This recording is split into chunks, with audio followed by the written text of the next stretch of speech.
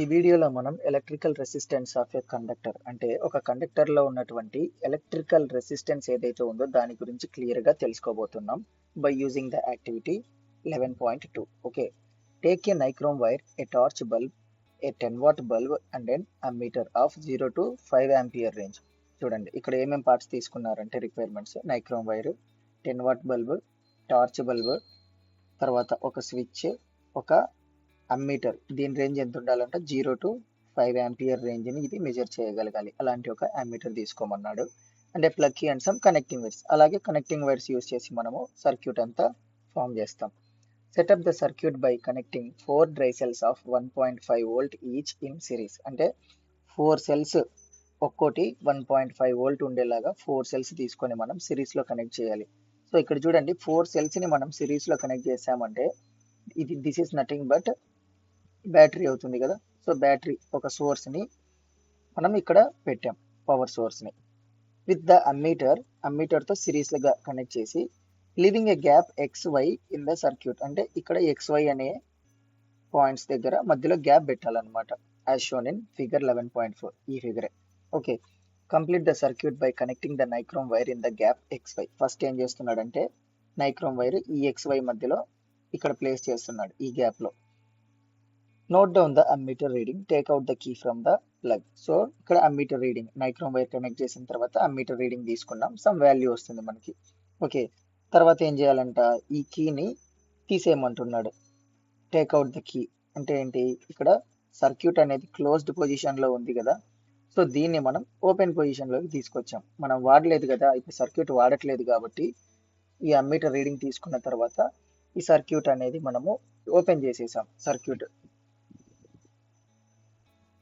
replace the nichrome wire with the torch bulb in the circuit and find the current through it by measuring the reading of ammeter. So next ఏం చేస్తున్నాడంటే ఇక్కడ torch bulb set చేయమంటున్నాడు.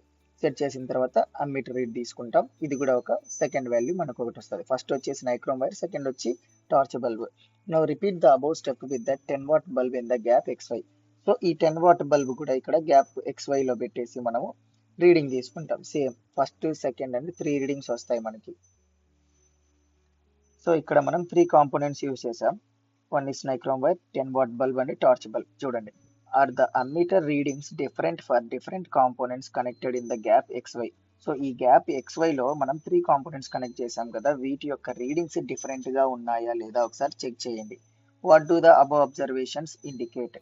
So ఈ observations base చేసుకొని వీటి మధ్య ఏదైనా difference ఉందా ఈ రీడింగ్స్ మధ్య అనేది మనం అయితే చూడబోతున్నాం.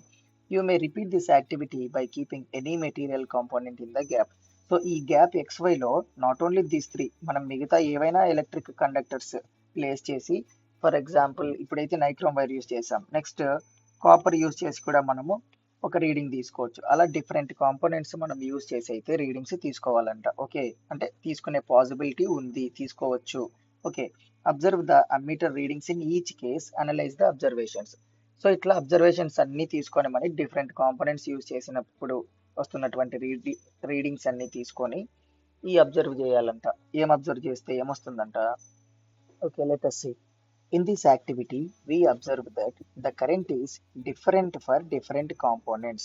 అంటే ఈ యాక్టివిటీలో ఏం అబ్జర్వ్ చేశారంట, ఈ వచ్చిన రీడింగ్స్ నుంచి the current is different for different components. అంటే ఇక్కడ పాస్ అవుతున్న కరెంట్ అంటే ఈ కాంపోనెంట్ లోకి పాస్ అవుతున్నటువంటి కరెంట్ ఒక్కో కాంపోనెంట్ కి ఒక్కో విధంగా ఉందంట. అంటే డిఫరెంట్ గా ఉంది.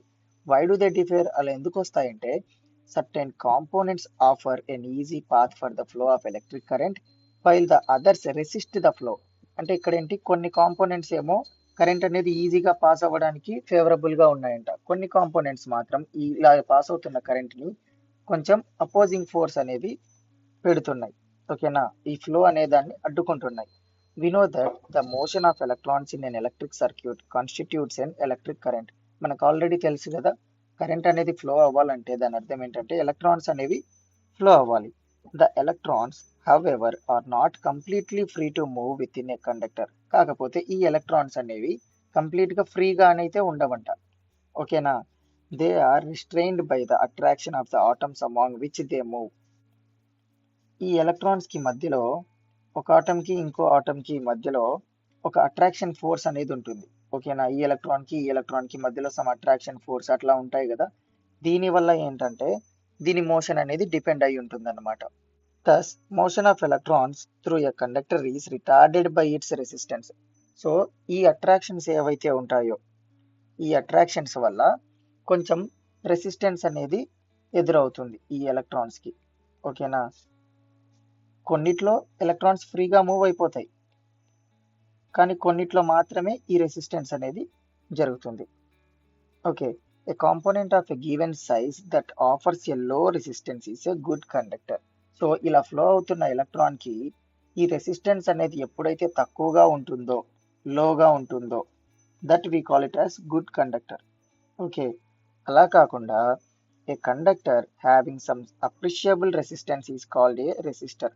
ఒక కండక్టర్ ఉందనుకోండి, ఇక్కడ ఫ్లో అవుతున్న ఎలక్ట్రాన్స్ కి రెసిస్టెన్స్ అనేది చాలా హై ఉందనుకోండి, ఇది చాలా హై ఉన్నప్పుడు ఇది గుడ్ ఇన్సులేటర్. ఓకేనా, ఇన్సులేటర్, దాన్నే మనం ఏమంటామంటే రెసిస్టర్ అని కూడా అంటాం. ఈ పేరు ఎందుకు వచ్చిందంటే based on it's resisting power. Okay, a component of identical size that offers A higher resistance is a poor conductor. అంతే కదా, ఎక్కడైతే ఏ కాంపోనెంట్ లో అయితే రెసిస్టెన్స్ అనేది చాలా ఎక్కువగా ఉందంటే దాన్నే మనము రెసిస్టర్ లేదా పూర్ కండక్టర్ లేదా ఇన్సులేటర్ అని కూడా అంటున్నాం. ఓకేనా, see an insulator of the same size offers even high resistance. అంతే కదా, ఇప్పుడు ఇన్సులేటర్ అనేది కూడా హై రెసిస్టెన్స్ ఉన్నటువంటి మెటీరియలే కదా. So insulator is also a high resistance component.